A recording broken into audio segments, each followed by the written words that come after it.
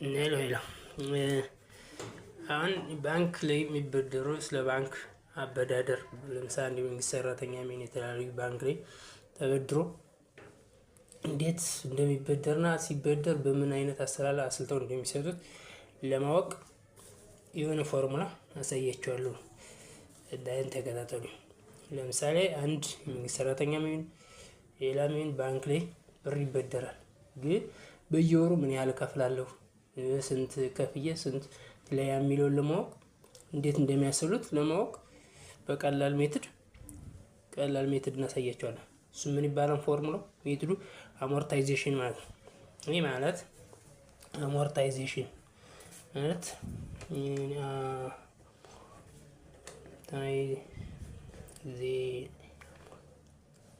አሞርታይዜሽን የሚል ፎርሙላ አለ። ይሄ አሞርታይዜሽን ማለት ለምሳሌ በየወሩ የሚከፍለው ፎርሙላውን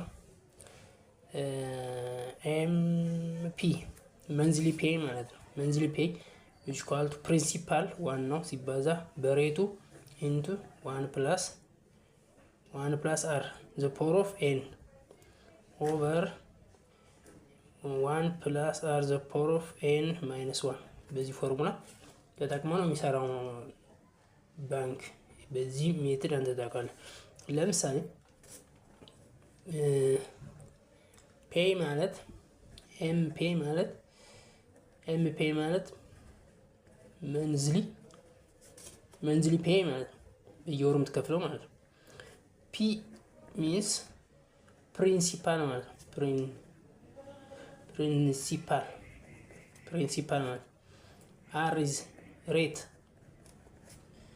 ያለ ሄዳ ኤን ኢዝ ታይም ነው። ኤን ታይም ይሄን ለማየት ለምሳሌ አንድ ምሳሌ እንስጥ። አንድ ሰው የመንግስት ሰራተኛ የሚሆን 100,000 ቢበደር ለምሳሌ 100,000 ሊበደር ይችላል፣ 1 ሚሊዮን ሊበደር ይችላል፣ ስተፈልገው መበደር ይችላል። ግን በየወሩ ምን ያልከለ እኛ ግን ለምሳሌ የምንሰጠው 100,000 ቢሆን ማለት 100,000 ቢበደር ፕሪንሲፓል እኩል ነው 100,000 ቢሆን ሬቱ 7% ብሎ 10% ሊሆን ይችላል 20% ያን እንደሚሰጠው ወለድ ነው። እሱ ግን እኛ 7% ብለን ብንሰጠው ታይሙን 25 ዓመት ሊሆን ይችላል 10 ዓመት ሊሆን ይችላል 12 15 የተፈልገው ታይም ያው እሱ በሚፈልገው ነው። ግን እኛ 10 ዓመት ብለን ብንወስድ በዚህ ነው የምናሰላ።